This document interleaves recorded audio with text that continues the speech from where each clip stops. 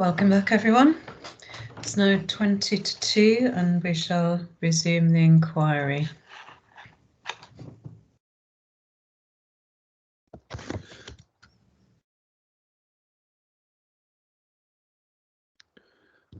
Mr. Village.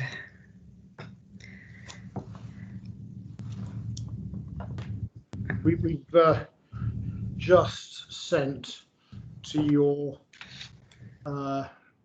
program officer or case officer the closing submissions, and I've sent them also to my learned friends. Okay, I haven't received them as yet. Yours yet, but it is in the ether somewhere.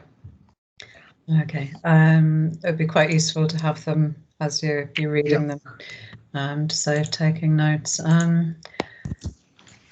I don't want to hold things up.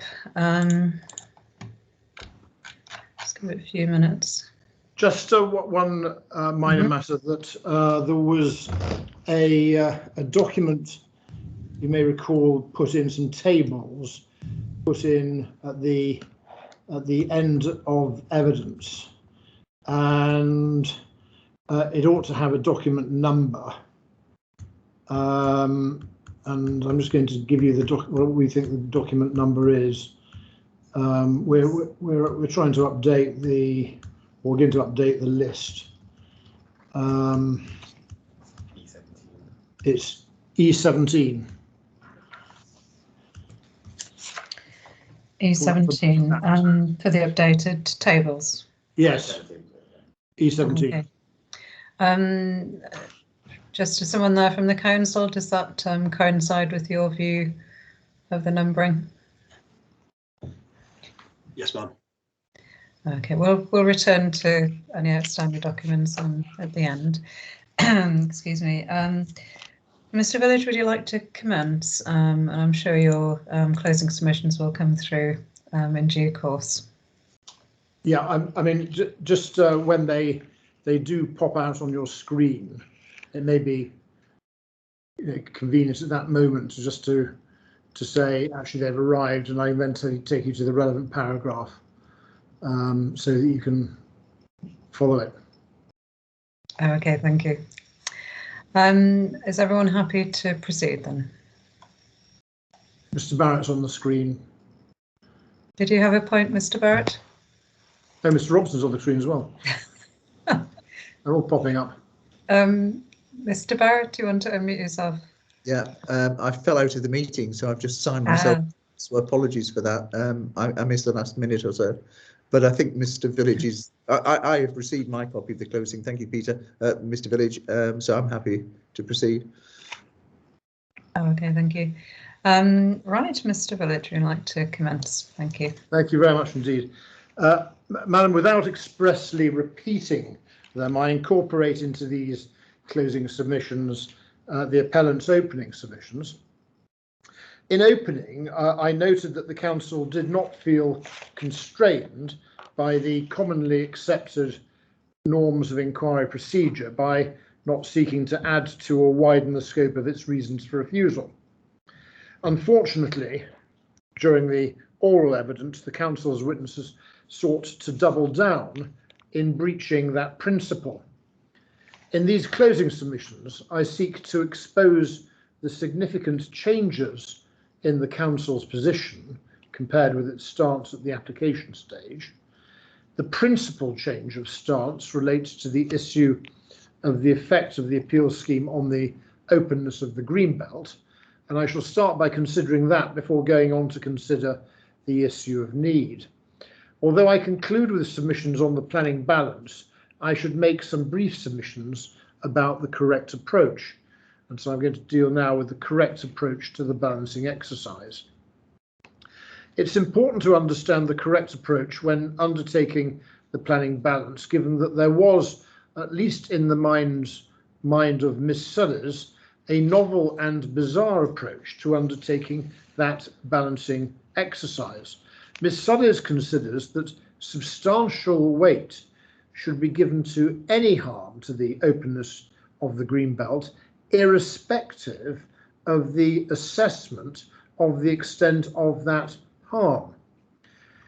It is, of course, accepted that because the appeal site lies within the greenbelt, very special circumstances must be demonstrated to outweigh the definitional harm and any other harm which arises by reason of the site's location within the greenbelt.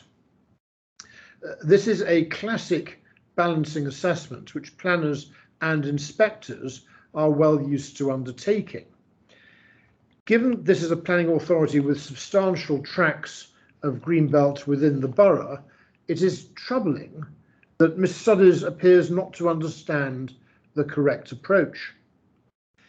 In Miss Suddies' world, the same substantial weight would be given to the harm to openness, irrespective of whether that harm was minor or significant. That is an entirely incorrect approach. Indeed, the council's counsel confirmed in open inquiry that Miss Suddies' approach was incorrect. The correct approach is to assess the extent of the harm, whether minor, moderate or significant, and then give substantial weight to the fact that the harm is either minor, moderate or significant. Indeed, if the approach was as advocated by Miss Suddies, it would be entirely unnecessary to make an assessment at all of the extent of the harm. So I turn to what is the extent of harm to the openness to the greenbelt and any other harm. The officer's report to committee assessed the harm to the greenbelt based on an assessment undertaken by an external landscape consultant, I quote, employed by the council to independently assess the landscape and visual impact of the proposed development. That assessment, although marked draft, was confirmed by Miss Oxley as in fact being in finally approved version, notwithstanding that Miss Oxley had sought to play down its status. See her evidence at paragraph 1.15. Importantly, this was a document which she said was fit for purpose and thorough, as she confirmed in cross-examination. And the purpose was to inform the council in the determination of the planning application and, I quote, provide a professional opinion on the robustness of the judgments made, end quote, by, among others, Mr. Kirkpatrick and Scarp, who had produced the supporting LVA. In his closing submissions, Mr.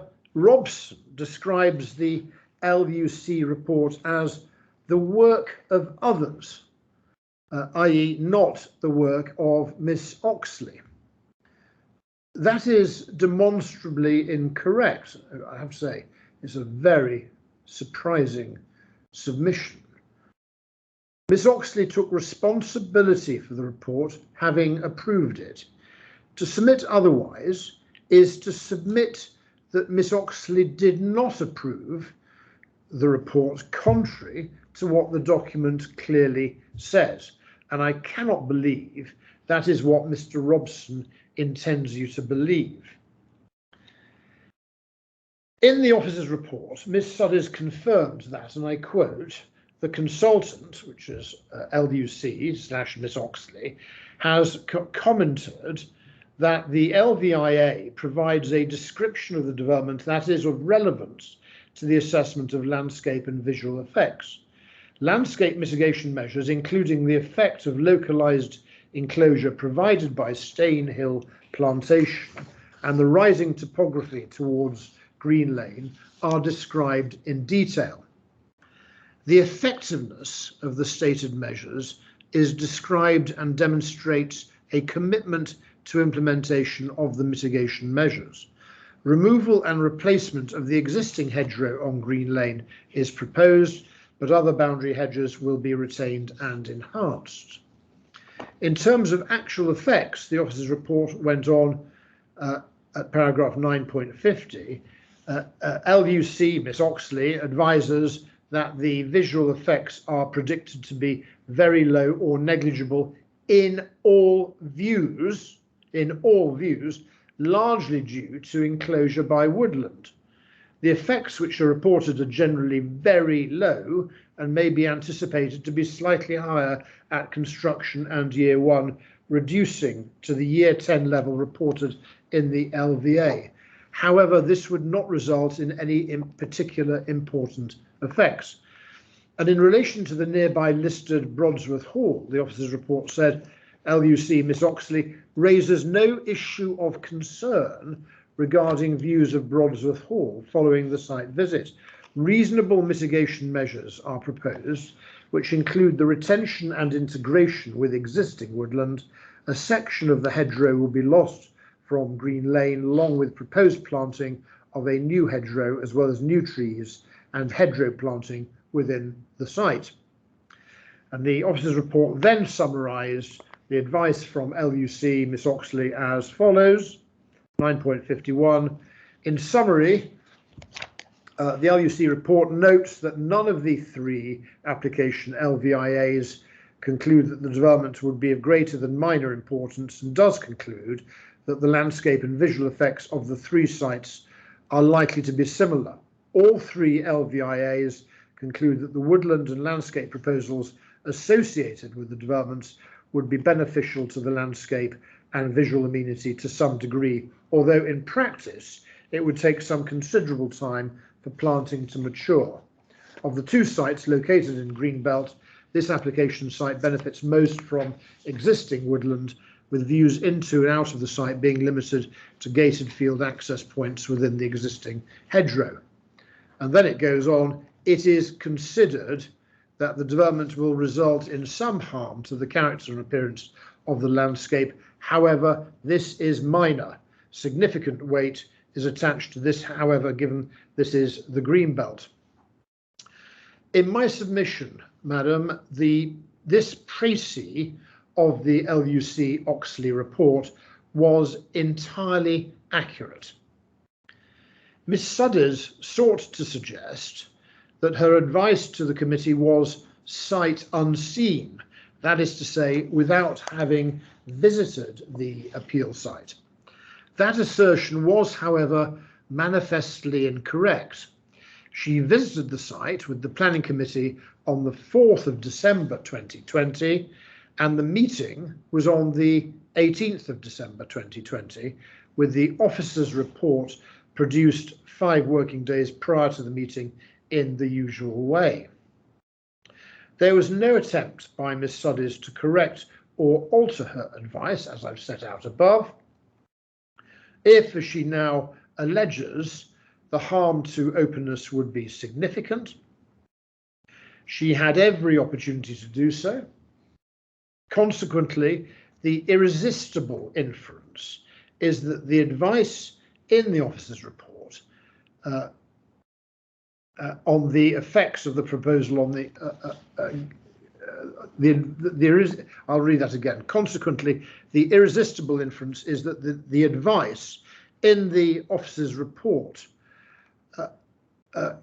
identifies the effects of the proposal on the openness of the Greenbelt. So there's a word missing before effects, it should be identifies the. And that's paragraph 12. If you still haven't got the closing submissions. I do have them now, thank you, and I'm at the right point. Thank you very much.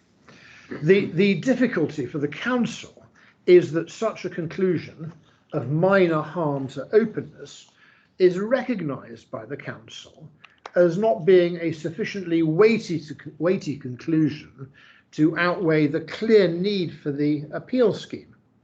Hence the evidence of Miss Oxley, who offered what purported to be professional views, but which contradicted barefacedly the original views which she put forward at the time of the LVIA assessment, an assessment which she confirmed in cross-examination was fit for purpose and thorough. There was seemingly no limit to the length Miss Oxley would go to seek to justify what was an admitted clear volte-face. The suggestion that the original fee negotiated by LUC and agreed by it with the council, in the full knowledge of the purpose of the commission, was inadequate to provide a comprehensive assessment of the effects of the scheme, was deeply unattractive, given that she averred, and I repeat, that the report was fit for purpose and thorough, and that LUC and Miss Oxley knew what the purpose for which this report was being prepared. Further, it was deeply unattractive for Miss Oxley to, I quote, throw under a bus by questioning their judgment colleagues who are experienced members of the Chartered Institute of the Landscape Institute, and who undertook their assessment diligently following a site visit, and which considered key landscape and visual sensitivities and opportunities for mitigation, as set out in paragraph 1.5 of the LUC report and as accepted by Miss Oxley in cross-examination. Indeed, the LUC Oxley report also took into account visual impact as it affected impact on openness. In terms of the LVA supporting the planning application as produced by SCARP Mr. Kirkpatrick, the LUC Oxley report confirmed that the methodology adopted for assessing landscape and visual effects is based on the best practice guidance contained within Glavia 3. The LUC Oxley report went on, landscape mitigation measures, including the effect of localised enclosure provided by Stane Hill plantation and the rising topography towards Green Lane, are described and demonstrate a commitment to implementation of the mitigation measures. Removal and replacement of the existing hedgerow on Green Lane is proposed, but other boundary hedges will be retained and enhanced. In that context, I put it to Miss Oxley in cross-examination that no issue was taken with the feasibility and effectiveness of those mitigation measures, which can be achieved by condition, and she agreed.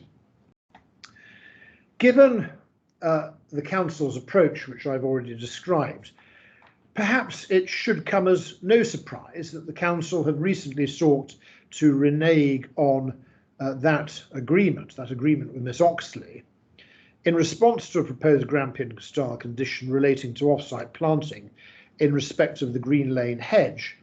Miss Cutler of the council objected to such a condition, apparently on the basis that the scheme is being amended effectively by the introduction of new evidence and that such an amendment is too late. Whilst we recognise that the council speaks with some authority with regard to the introduction of new evidence late in the day, Miss Cutler's complaint was manifestly absurd and without merit. The proposed off-site hedgerow replacement planting of the Green Lane hedgerow have consistently formed part of the appellant's case and were even recognised in the LUC Oxley report, relevant to extracts of which I've already quoted.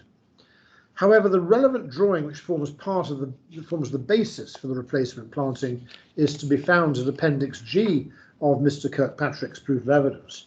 Far from taking issue with the principle of what's proposed in that drawing, Miss Oxley agreed that all these mitigation measures could be achieved by means of condition. Miss Cutler has sensibly, and I assume on the advice from Mr. Robson, ditched her in principle objection, but clings on to a vestige, saying there is no evidence regarding ability to implement. In my submission, a Grampian style condition is an entirely usual and reasonable condition to oppose in order to ensure the implementation and delivery of off-site works. Can I just point out, Madam, that my submissions are littered with footnotes. I'm not proposing to read the footnotes, but I would ask you to take account of them when you write your report, your decision.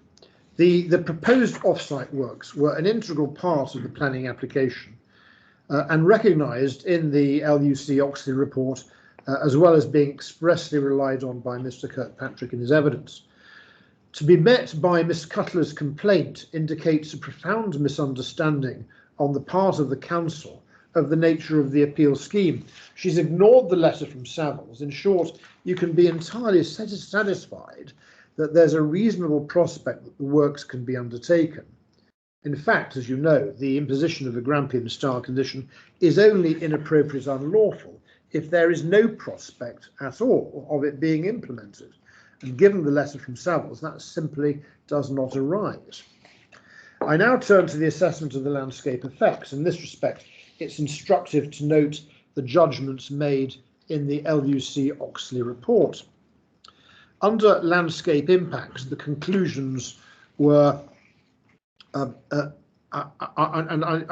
I don't think I need to read these out in entirety, but 2.21, based on the LUC's site work, the judgments in the LVIA seem reasonable. And then the next paragraph, criteria used to make judgments on sensitivity seem reasonable. Brief commentary is provided on the effects on the visual openness of the green belt, concluding that these will be very low or negligible.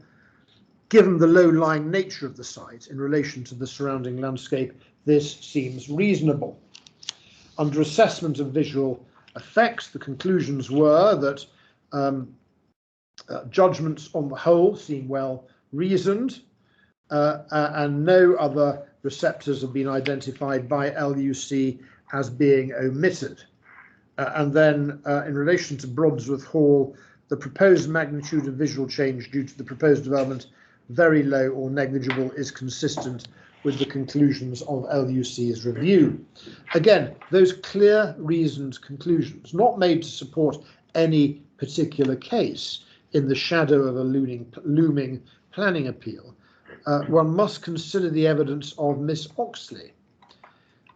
She criticised the nature of the landscaping, the tree and shrub types, notwithstanding that the report committee expressly accepted at paragraph 9.100 that issues in relation to trees, ecology, landscaping, air and pollution have been overcome subject to suitably worded conditions.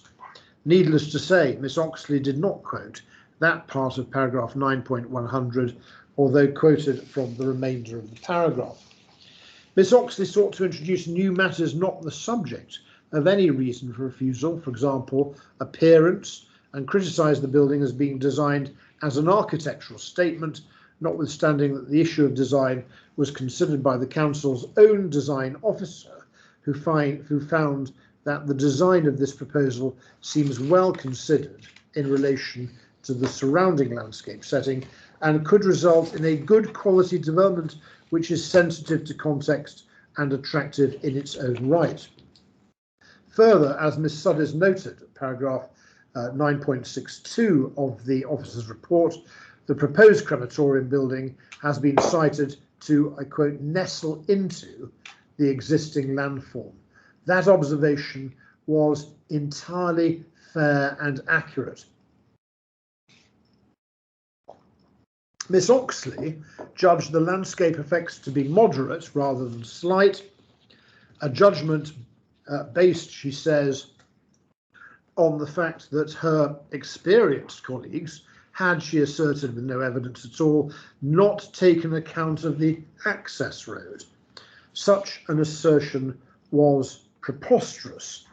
Any assessment of the LVA which supported the planning application could not have failed to recognise the extent and effect of the access road as it descended from Green Lane.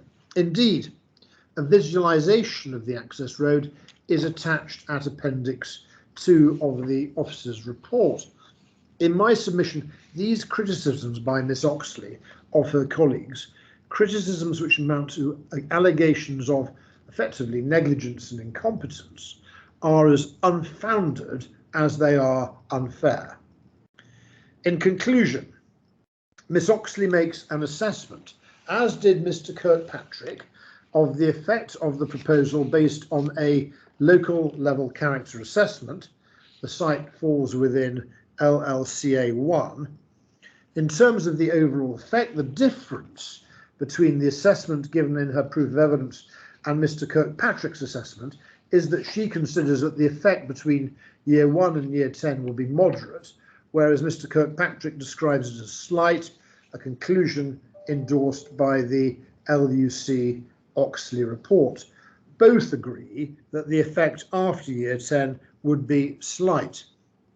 Thus, in truth, even based on Miss Oxley's evidence produced for the purposes of fighting this appeal, there is very little between her new assessment and Mr. Kirkpatrick's assessment, which was the subject of the LUC Oxley report.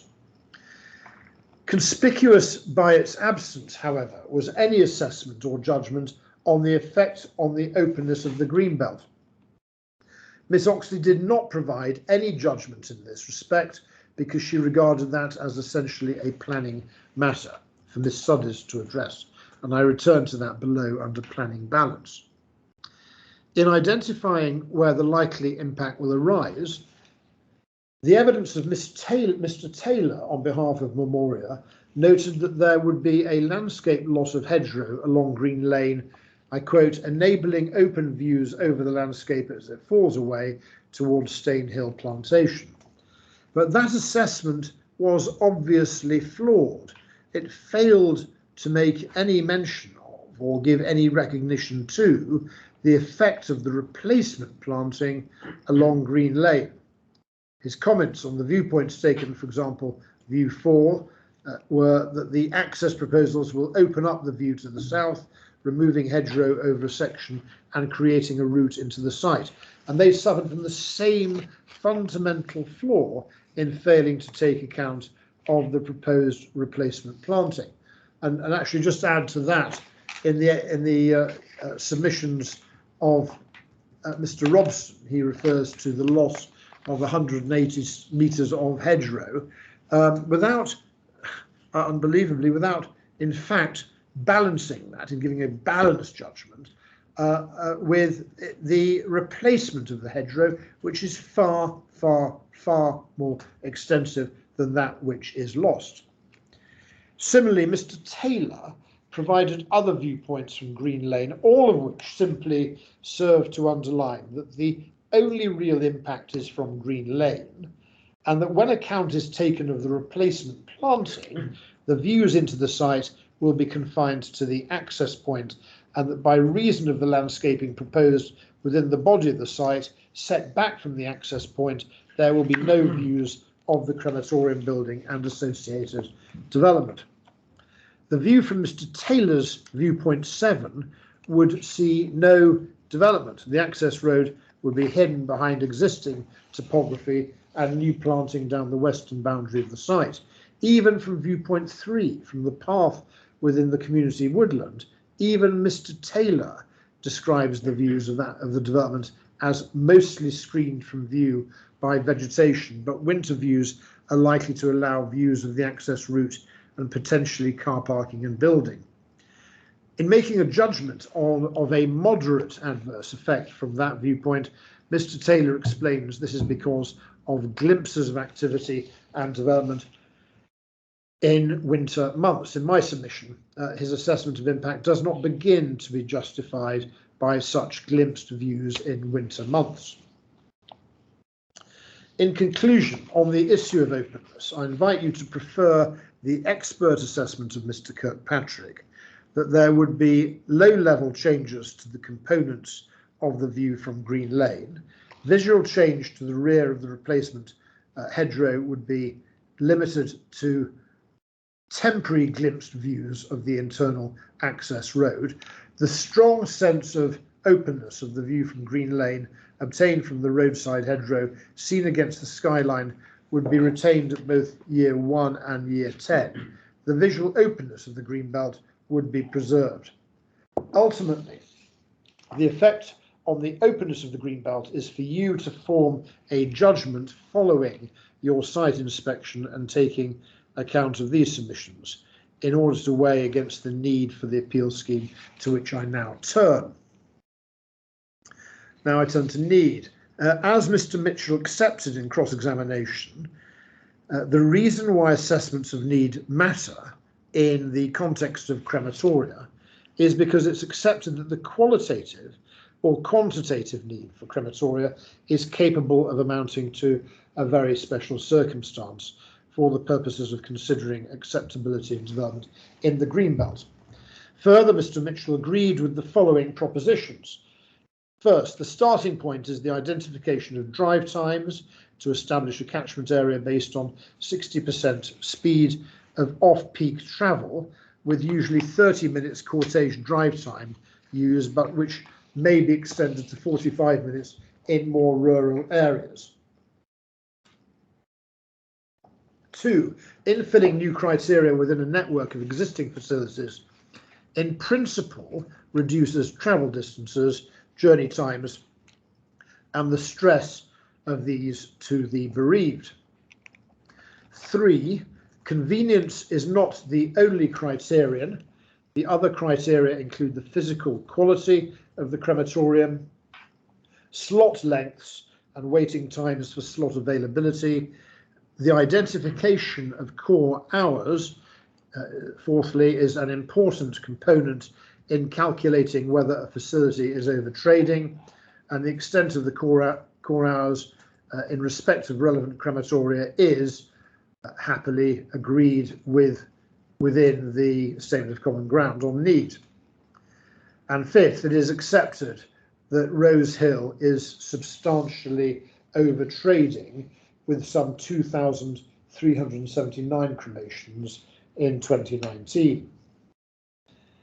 Mr. Mitchell gave evidence that he thought that waiting more than 2 weeks for a cremation slot was unacceptable, and that to wait even 2 weeks was far from ideal. We acknowledge that there are some matters of agreement between the witnesses on need. However, the appellant relies on and submits you should prefer the expert assessment of need undertaken by Mr. Best.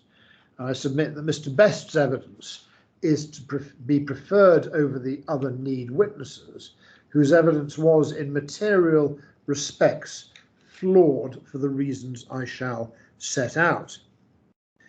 It is, of course, accepted that the need case as originally advanced by the appellant is not the same need case as advanced by it at this inquiry. And this is because the grant of the Barnby Dunn scheme required the appellant to assess whether there remained a residual need. For the reasons I'm about to give, that residual need remains, notwithstanding the grant of permission for Barnby Dunn. This doesn't represent a change to the appellant's case. On the contrary, the appellant's case was and remains that there's a qualitative deficiency requiring the grant of planning permission for the appeal scheme. However, the appeal scheme also addresses the present over-trading of crematoria in the Western Arc, namely at Barnsley, Pontefract and Rotherham. And I should also add, and also Barnby Dunn. In Mr. Mitchell's need assessment in November 2020, he tested Rose Hill, Barnby Dunn and Brodsworth against an assumed threshold of 120,000 population in order to test viability. Figure 43 at paragraph 8.92 indicates that Brodsworth and Rose Hill together comfortably exceed 120,000 population, with Brodsworth serving a population of 137,000 and Rose Hill serving 157,000. Whereas Rose Hill and Barnby Dunn would serve respectively 149,000 and 98,000. On a straight comparison, Brodsworth was always more viable than developing Barnby Dunn. Barnby Dunn never exceeded the 120,000 population threshold under any analysis.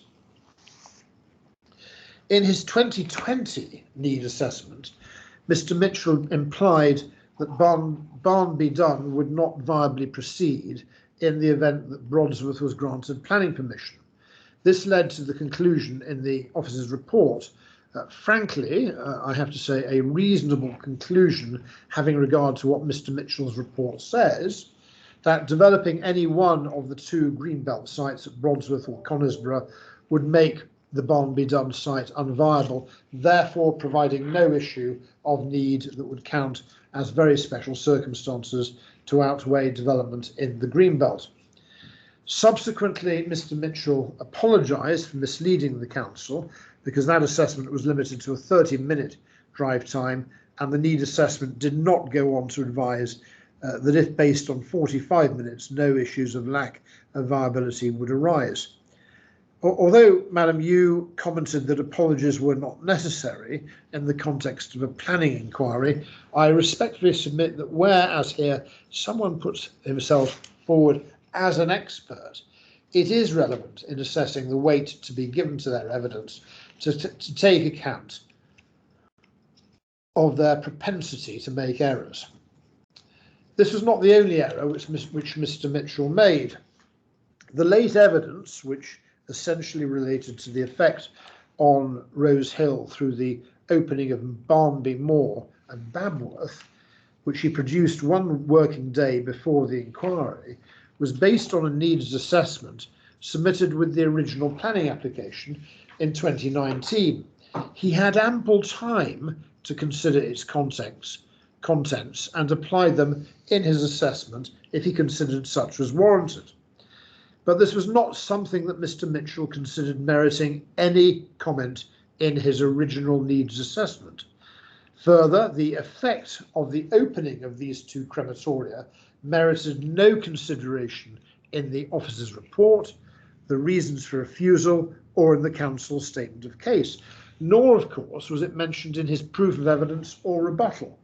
And I'll examine in a moment whether the Barnby Moor Babworth issue actually affects or alters the need case.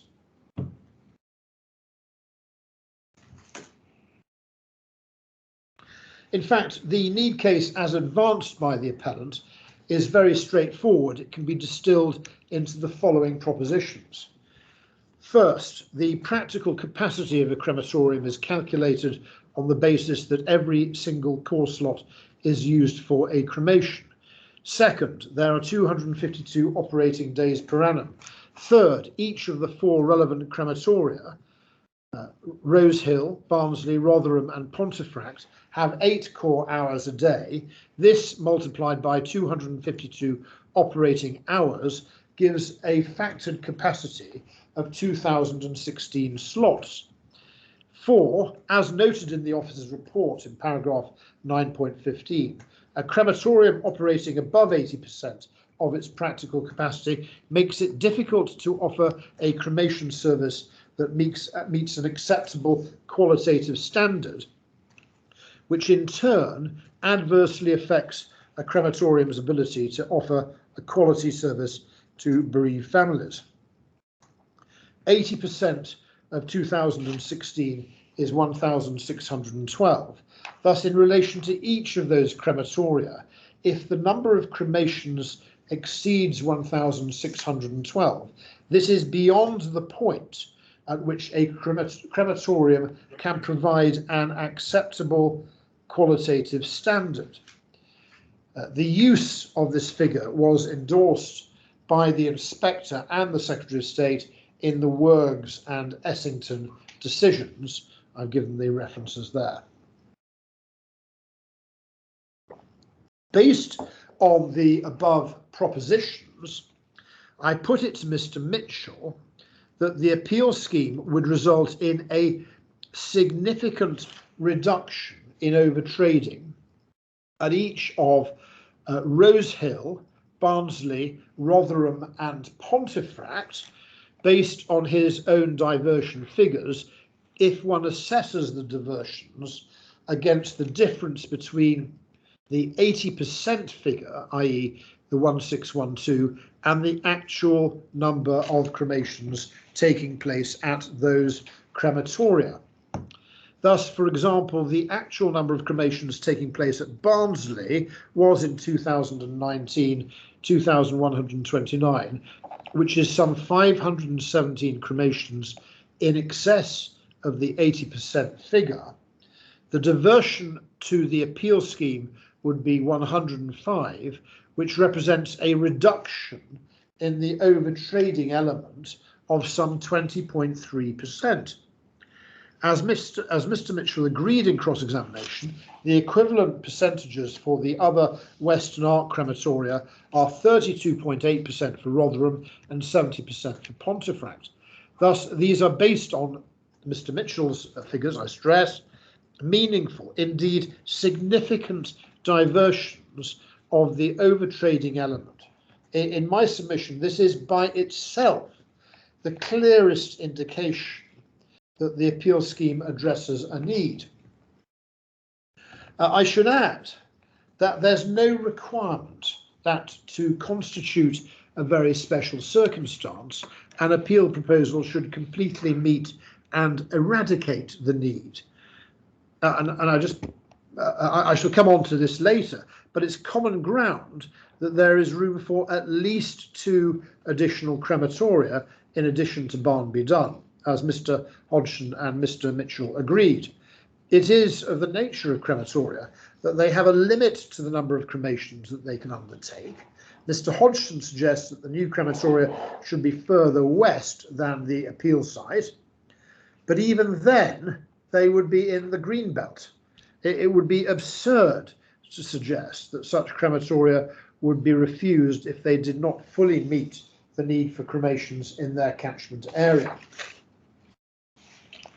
Turning to Mr. Mitchell's case in respect of Rose Hill, based on the 2019 figures, Rose Hill is still predicted to trade very healthily with both Barnby Dun and Brodsworth. It will be recalled that the council toyed with the suggestion that the appeal scheme would render Rose Hill unviable, which I concede could be a planning consideration. But that suggestion was sensibly not pursued. The fact that the Rose Hill crematorium might subsidise other aspects of the council's services, such as the cemetery, is nothing to the point and certainly not a planning consideration. However, there were several aspects of Mr. Mitchell's evidence which I regret to say rendered it inherently unreliable. First and fundamentally, Mr. Mitchell did not inexplicably take any account of an increase in death rates, an increase of 16.4%, which, by the way, is very conservative, having regard to the equivalent figure for England and Wales of 22.8%.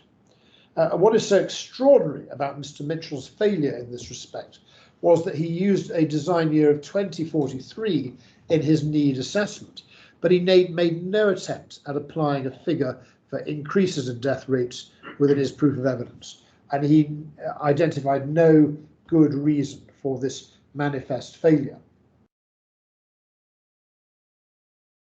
Second, and as Mr. Mitchell agreed, on a balance of probability, it's likely that the cremation rate, presently around 80%, will increase to 85% by 2034.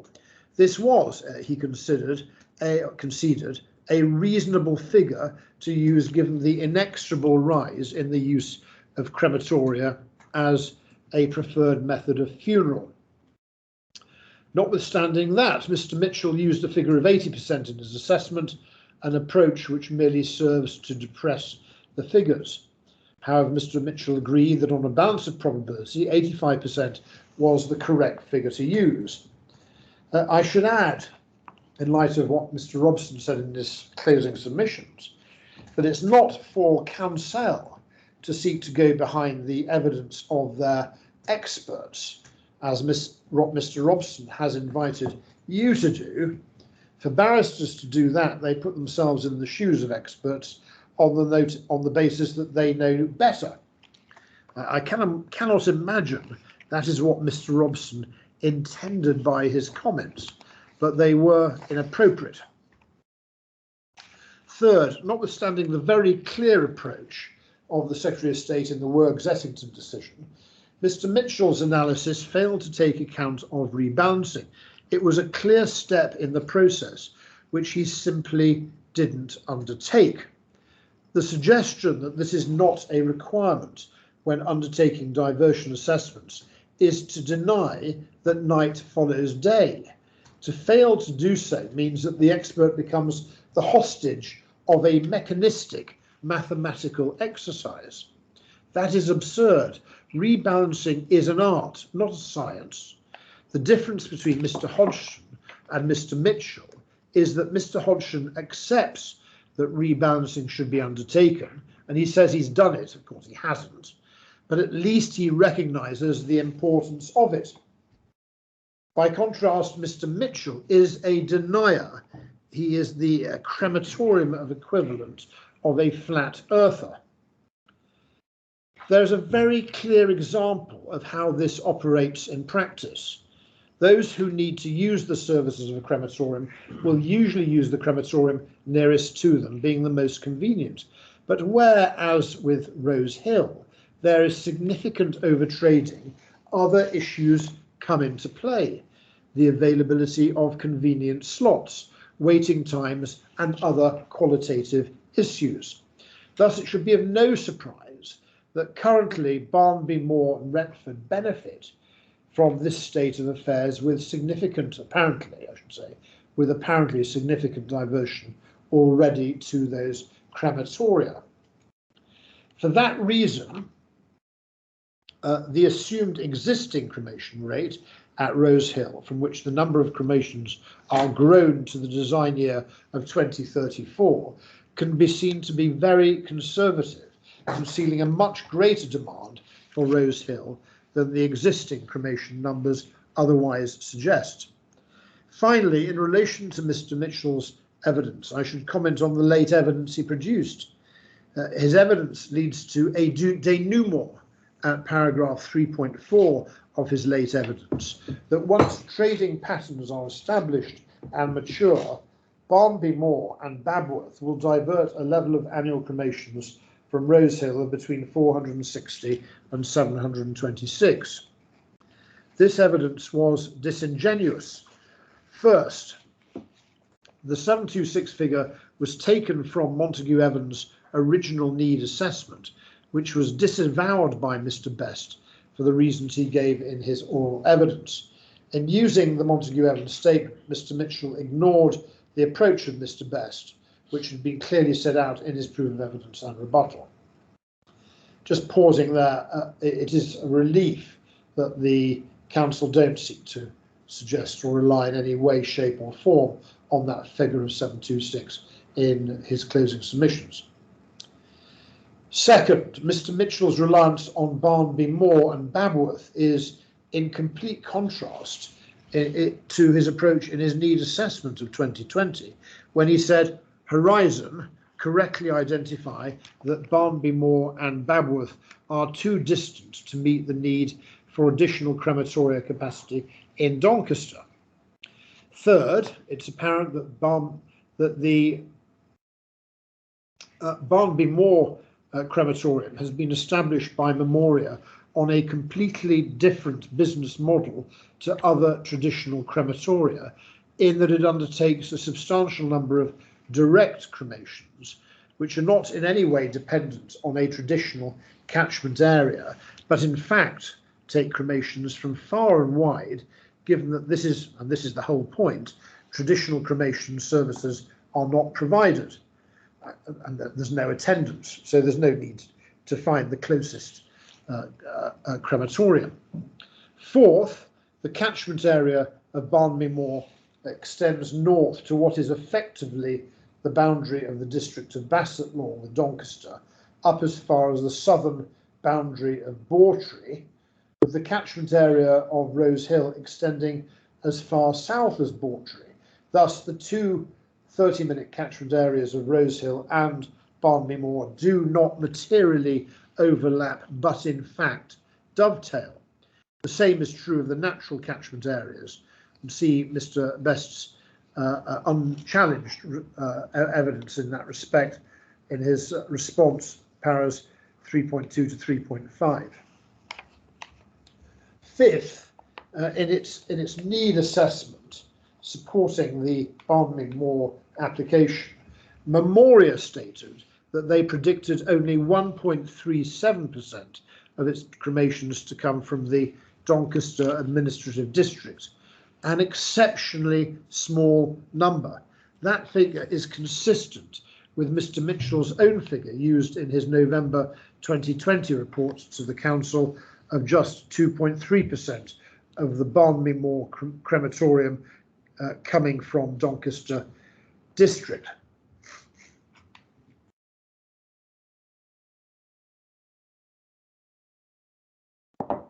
I now turn to consider the evidence of Mr. Hodgson insofar as it added anything to the evidence of Mr. Mitchell. Mr. Hodgson confirmed that he claims no expertise as a demographics expert, although there's no doubt that he's appeared as a witness for Memoria on a number of occasions. The need assessment in relation to the Barnby Dunn application was prepared by Active Exchange Limited, not Mr. Hodgson. Further, Mr. Hodgson has no planning qualifications. There were, unfortunately, a number of respects in which Mr. Hodgson's evidence deviated in ways which make making direct comparisons with the evidence of both Mr. Mitchell and Mr. Best difficult. First, in assessing demand, rather than use death rates taken from the ONS at a fine-grained level, Mr. Hodgson took population figures and applied a death rate. This introduces an unnecessary step in the process for no good reason. Second, Mr. Hodgson would not agree a cremation rate of 85%, contrary to the eventual agreement of Mr. Mitchell that this figure should be preferred. This was in purported reliance on, I quote, environmental issues, notwithstanding the point was not relied upon in his written evidence to the inquiry, and also religious reasons. So far as the latter point is concerned, there's no evidence that this has stopped the inexorable rise in the cremation rate over the last few decades. Like Mr. Mitchell, Mr. Hodgson took no account of rebalancing, a crucial requirement where the mechanistic and mathematical calculation gives way to the application of judgment by the expert. Neither Mr. Mitchell nor Mr. Hodgson undertook that exercise. Bizarrely, Mr. Hodgson said that rebalancing was already included in his diversion assessment, but patently it was not. He did not produce a before and after rebalancing diversion rate to support that assertion. His approach was entirely mechanistic and mathematical and involved no element of judgment to take account of qualitative factors. Mr. Robson paints this as paints what Mr. Best did as the waving of a statistical wand. See his closing submissions at paragraph 38. Sadly, Mr. Robson still doesn't understand it. It has nothing to do with statistics, but everything to do with applying judgments as to how people will behave when faced with, for example, more slots becoming available after the opening of a new crematorium nearby. And then Mr. Hodgson used a 20% direct cremation rate based on data for 2020 and 2021. Given the pandemic and the restrictions imposed on attendance at funerals of all kinds, the use of this data was manifestly unrepresentative and absurd. And it's very troubling that Mr. Hodgson, even though not a professional witness regulated by a professional body, was prepared to rely on such data. The fact that direct cremations form no part of the need assessment for the Barnby Dun site in 2019, it was not even mentioned, tells you all you need to know about the justification for the use of and reliance by him of this 20% figure. In his rebuttal, Mr. Best helpfully sought to compare the diversion rates of all three witnesses, that is to say, Mr. Best, Mr. Mitchell, and Mr. Hodgson. See tables 3.4 and 3.5. I'm just going to read the footnote here. These tables were updated after the conclusion of Mr. Best's evidence, but the position remains the same. They've been given reference CDE 17. It should be noted that the tables used by Mr. Robson in his closing submissions at paragraphs 48 and 50 are based on the superseded tables, in other words, the old tables.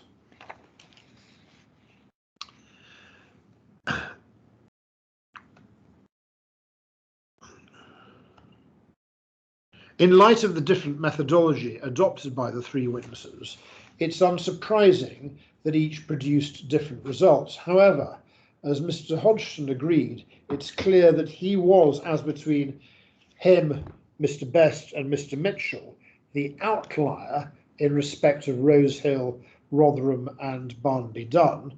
Mr. Best is the outlier in respect of Pontefract, with Mr. Mitchell suggesting a diversion rate to Brodsworth of 25% and Mr. Hodgson suggesting 21%. Mr. Best suggested only 16%. In my submission, these diversion rates to Brodsworth all demonstrate that this crematorium meets a need, as is evident by looking at the percentage of factored capacity in a peak month. And see Mr. Best's amended table 10.4, which shows the high percentage of peak month usage for all of the Western Arc crematoria, and also Barnby Dun itself at 118.4%.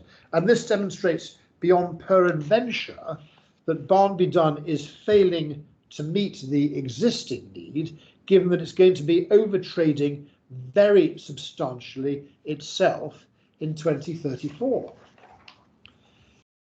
Table 10.13, that is to say the second table 10.13, identifies the significant relief given by the appeal scheme.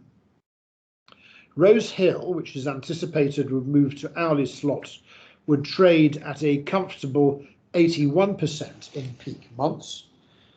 Barnby Dun would trade at a more comfortable 99%. Barnsley would trade at 115%, down from 145%. Pontefract would trade at 125%, down from 131%. And Rotherham would trade at 130%, down from 143%. Whilst it's acknowledged that the Western Arc continued to trade above a comfortable level, meaningful, indeed significant relief is provided to those crematoria, especially Barnsley, and importantly, significant relief is provided to Barnby Dun. It will trade at 99%, down from 118%, effectively a 20% reduction of a heavily overtrading facility. Finally, I should refer to the CMA views about the importance of making further provision of crematoria. There's a danger of muddling planning issues with the issues which are relevant to the CMA, particularly in relation to calculating diversion flows. What is relevant, however, so far as relates to the CMA, is the conclusion accepted in the Oxted case that the scheme would also increase consumer choice in the range of cremation facilities on offer, with the added competition potentially lowering costs, which would provide significant benefits to the community in this area. It's clear from any fair reading of the CMA report that at front and centre of its conclusions is the desire to increase competition and accessibility to markets. The clue is in the name. All witnesses acknowledge that 1 or 2 additional crematoria are required, but that does not detract from the clear need addressed by the appeal scheme. And this need amounts to a weighty, very special circumstance, which should be balanced against the limited harm to openness, as I have set out earlier. I now turn to planning issues, which including the issue of alternative sites and the planning balance. As noted in opening, there is only one reason for refusal, and Miss Suddies confirmed that the council did not, through their evidence or otherwise, seek to enlarge its case. In particular, no landscape policies are relied upon, and there's express agreement that the appeal scheme complies with policy CS14 and the framework in relation to design issues. For the reasons given already, the landscape issues that are relevant are only relevant with respect to the issue of openness of the greenbelt. I've also already dealt with the issue of the application of substantial weight to the fact that there is definitional harm and any other harm. As already noted, the fact that Miss Suddies misunderstands the proper application of this policy fundamentally undermines the weighing exercise she undertook for the purposes of her evidence. In short, you can give no material weight to the planning balancing exercise she's purportedly undertaken. In relation to the purposes of including land within the greenbelt, it's agreed that the impact in this case, if any, only relates to the purpose of encroachment. Turning to the issue of alternative sites, this does not constitute a reason for refusal, nor is it identified as a point in the council's statement of case. Nor have the council put forward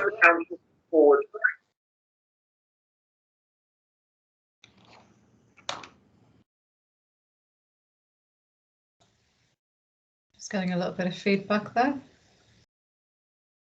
Is that feedback from me or someone else? It seemed to be your voice echoing back. I'm sorry.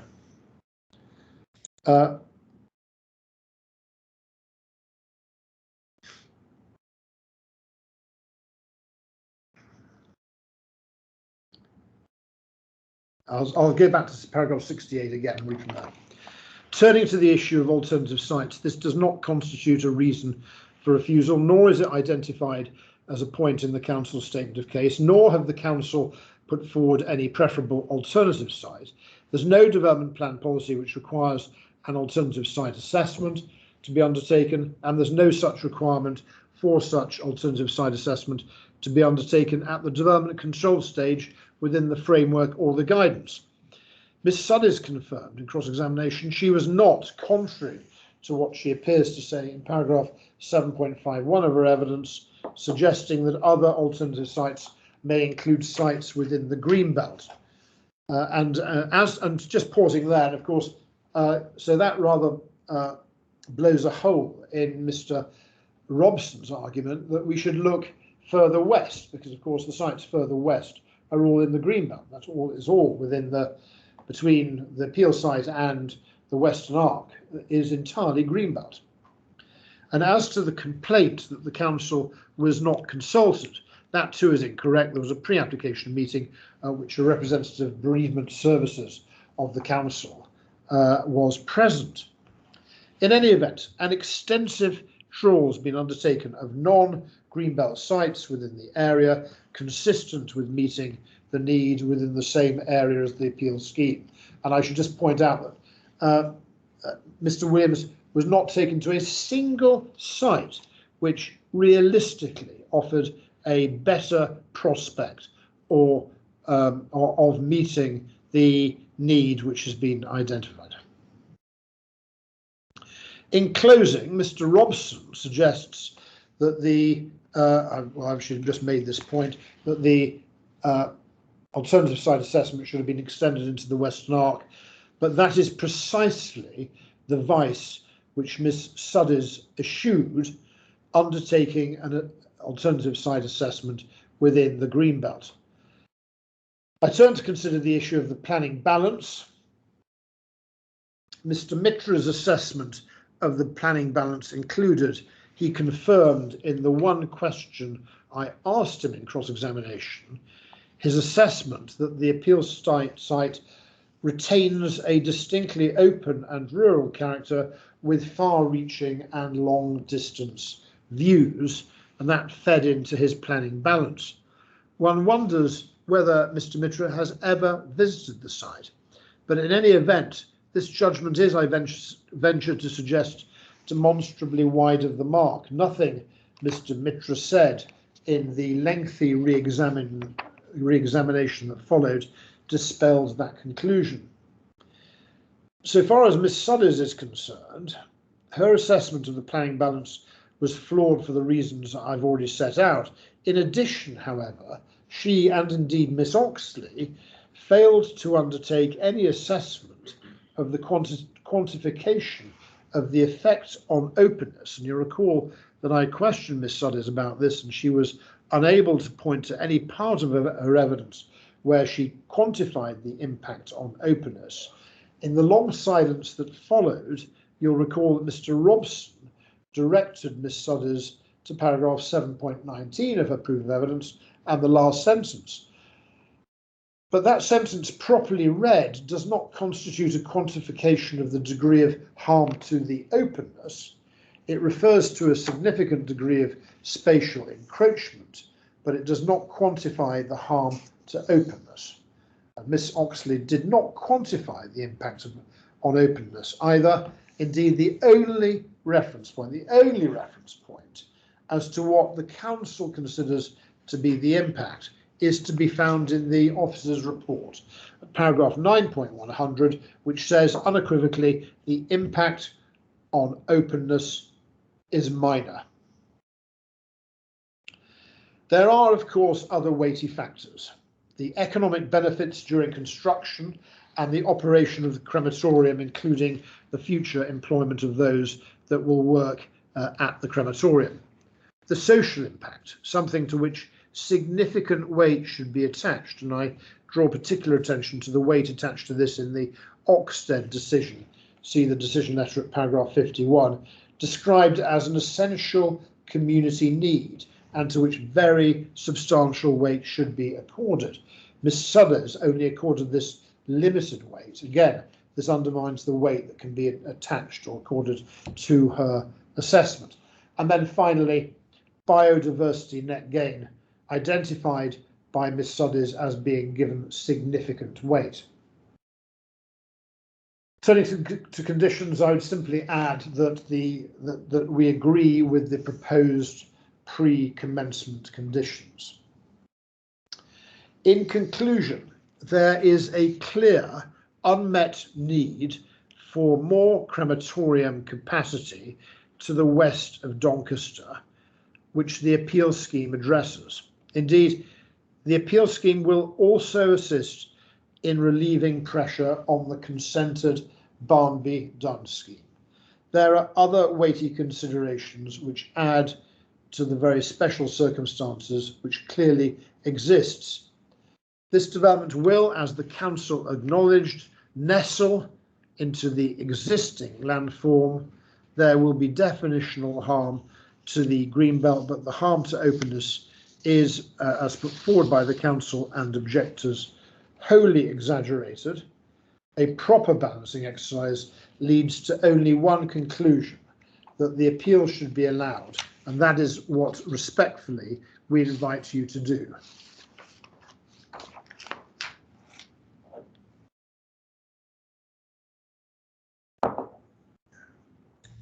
Thank you, Mr. Village. Have the advocates back, please.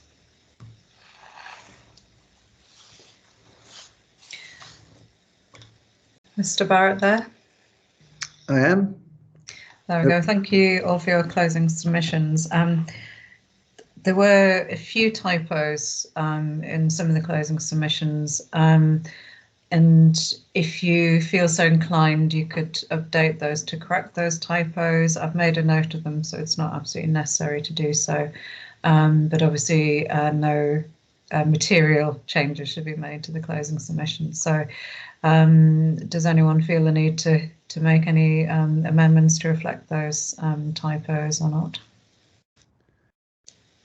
Madam, if I may begin, because I started, I'm not inclined to do so. People would have had the opportunity to note the slight changes that I made during the course of my submissions, and it's sometimes a little invidious when changes are being made. But if it's only minor corrections, I don't object if either of my learner friends want to adopt that course. Mr. Robson? As Mr. Barrett, Ma'am, if you have a note of the minor changes already, I don't intend to update them. That's fine. And Mr. Village? Oh, it's nice to end on a note of agreement with my learned friends. That's fine, thank you. Thought I'd give you the opportunity anyway.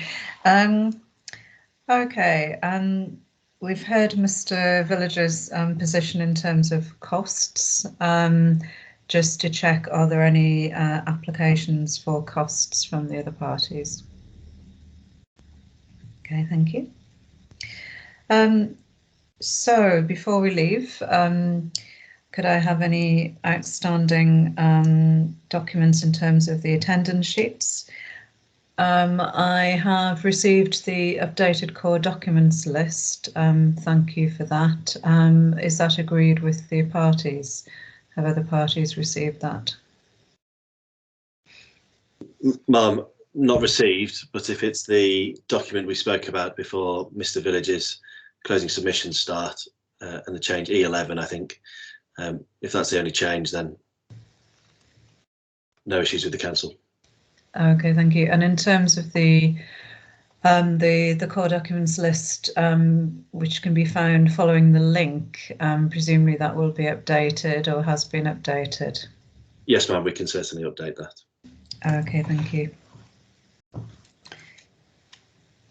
And there is, of course, the matter of the updated conditions as well. Could I have a time frame for the submission of the updated list of conditions as discussed earlier? Who's leading on that? Ma'am, I'm told by Ms. Cutler that the amended conditions are now agreed and they are just about to be sent to the case officer. It's very efficient, thank you. Okay, so are there any other procedural points which we haven't covered? Any outstanding documents? Not from my side, madam. Okay, thank you. Obviously, I won't be expecting any further evidence or submissions following close of the inquiry today.